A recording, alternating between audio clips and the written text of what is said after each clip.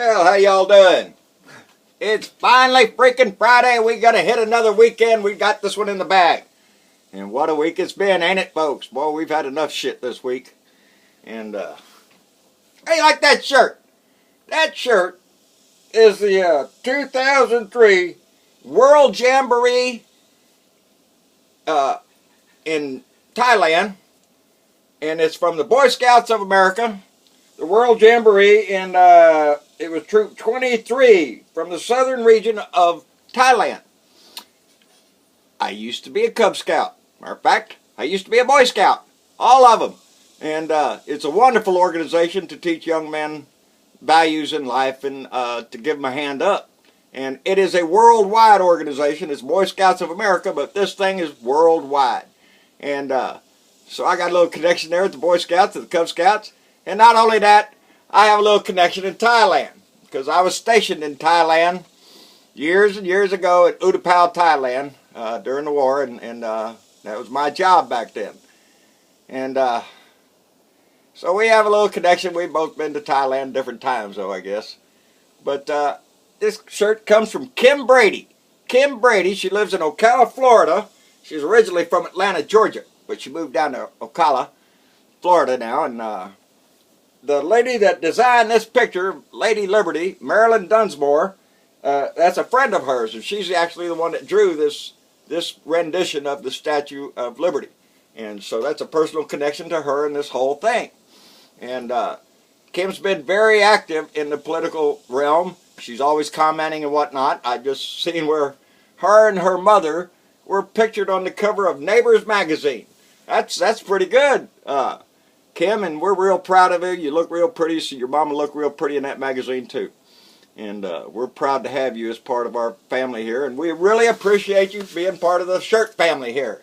Anybody out there wants to send me a shirt, they know it. You can send it to my post office box. I'll wear it, call you out, and tell our family a little bit about you. And Kim's been with us, Kim has been with us for a while, so we're real happy with that. And because powerful women make a difference. And we've seen that. And we saw her speaking yesterday, as a matter of fact. Yep. Hillary Clinton gave a commencement speech to Wesley College, her alma mater. And I liked the speech. It was a good speech. And she didn't hold back much. She called old Trump's budget, what'd she say, unimaginable cruelty. That's what his budget is, because it cuts 3.6 trillion over 10 years to all the social programs. That's everything. Takes care of the poor, kids after school, grandma's Meals on Wheels, everything we've talked about, educate, all sorts of stuff. Down the tubes, because it doesn't make any money for Donnie. And he really doesn't give a shit about it.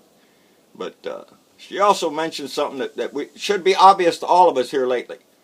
That there is a full-fledged attack on truth and reason in this country. And where did that start from? Well, it started back in the campaign.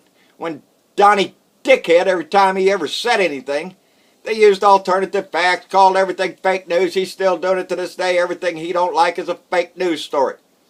And they'll attack the press physically or metaphorically. It doesn't matter. We just saw the physical part yesterday with, Giafonte, Forte, whatever his name is up there in Montana. He got elected up there last night. So he won that election over Rob Quist, and we're sorry about that. But Rob came in pretty damn good up there, and I think if so many people had to vote early, well, he might have stood a shot after his compadre there the guy he's running against, Giaforte, attacked the reporter. That's what I'm talking about. They'll attack them. They'll do whatever they have to do. And if you think Republicans are ashamed of that, no. I think they're going to use it as a badge of honor that they kicked a reporter's butt, because that's who they are. And wouldn't doubt to see some more of that crap happening. But he's going to have to come back and face assault charges on that. So how you like that? A sitting member of Congress going to have to come face assault charges now. The Republican Party's just sinking lower and lower. It doesn't matter to them anymore. Their values are out the window. Their religious values, their sense of community, their sense of who belongs in this country, all of it. Their Republican values are screwed. They've turned into a party of no values. They don't value any of us down here. Their health care bill, Everybody off the rolls. Who cares about poor people? They shouldn't be unhealthy. That's what's wrong with them poor people. And Ben Carson, what is it? Poverty is a state of mind. Is that right, Ben? Well, why don't you try that a little bit? Why don't we jerk every dime out of your pocket and put you in a shack somewhere? Let's see how poverty is just a state of mind to your ignorant ass. That man, you have to wonder. He's a surgeon. He's a surgeon. And yet he don't know his ass from a hole in the ground. The pyramids were built to store grain for, what was it? Peter, Paul, Mary. One of the people over there in the Bible came over there and built the pyramids to store grain. That's Ben Carson. He's ignorant beyond comparison, but now he's coming out with this bullshit that poverty is just a state of mind, that it's just the laziness of people. They don't want to work and improve. They have the wrong outlook on life. That's what he said. And we need to get his ass. He goes, when Donald goes, all the rest of his little cohorts will go out the door with him. Because they're all just a bunch of assholes that got put in their spots for no reason at all. It's not damn sure, not because they know anything. And that's all the way down the line. Right down to mine. Blake Farenthold. Well, I seen where he was in the news.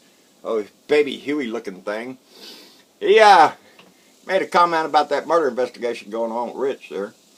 And when he was confronted with that the story wasn't up to facts, he said, well, he's just relying on stuff circulating on the internet. Because, that's where a good congressman gets all his information.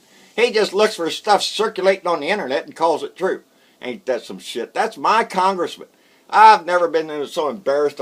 He's facing a little sexual harassment lawsuit right now. I think it's the second one, if I'm not mistaken. One of his staffers, Miss Green, she got fired. What did she get fired for? Well, she complained that Blake was, having wet dreams about, talking about having wet dreams about her and having sexual fantasies about her and all that shit. And when she complained about it, she got fired. So yeah, baby, I hope you sue the shit out of him, and I hope you eat. Y'all ought to see the picture of my congressman standing there in his yellow ducky pajamas next to two very scantily clad ladies. And he just got a big grin with that big old gap between his teeth. He looks like Baby Huey, just a drink in his hand, and he's just having a grand time. That's our congressman. That's the picture of our congressman that circulates. Yeah, he used to have a website. You know what the website was called? He don't own it no more. He got rid of it. When they found out, it was called blowme.org. Yep. Blake Farenthold used to have a website called Blow Me, because that's his attitude. He either wants a blowjob, or he's just telling you, blow me, because he doesn't give a shit about you. But he got rid of that website because it's pretty bad for a congressman to have that kind of shit. It's ignorant crap, and we have plenty of ignorance down here. It's not limited to Washington, D.C. Blake Farenthold goes back and forth and brings that ignorance down here and takes some of the ignorance from here and takes it up there. Like I told you before, he prefers to hide. He don't like to talk to the press, and he don't like to talk about any issues. Because he's stupid and he don't know any. So he just stays away from people. It's Memorial Day weekend. I hope y'all stop and pause what that means. Because for a lot of us out here, we do pause. I've told you before, there's dates in our heads. There's names in our heads that we'll never forget. And there's dates that we'll never forget. April 12th is one of mine. Today's the other one. May 26th, 1972. When one of your aircraft that you work on and you're training on, and I was just new in the squadron, it takes off on a mission and doesn't come back. 8 men on board. Never found them to this day. So yeah, you remember things like that. That was the first time I ever encountered what it means to lose somebody that you work with. And that was rough. And those dates are in the minds of just about every veteran you'll run across out there. They'll have names and they'll have dates. They'll have memories you won't never see. And so be kind to them today. Y'all know my opinion on that. We support the troops. It's a bumper sticker. So try to reach out and do a little bit more today. And remember what this weekend's about. There's a lot of men fought, died for this country. And today's the weekend that we remember them. Monday will be the day. Anyway, some of us don't like to remember. Anyway, y'all have a good day. Enjoy your weekend. It's a holiday, so drink a little drink, smoke a little smoke, do whatever you do to relax, chill out, all that stuff. And we'll enjoy our weekend down here too. So y'all have a good day. Can't say enough about the friends that I've had and the conversations I've had. I had a couple this morning. Y'all know who you are. And one of them's just tearing me up. Anyway, y'all have a good day. Like, share, and subscribe. My IT guy will be back in a few days. And, muy caliente in here. It's getting hot. I need to put a fan in here. Anyway, y'all have a good day. And we'll see you mañana. Bye.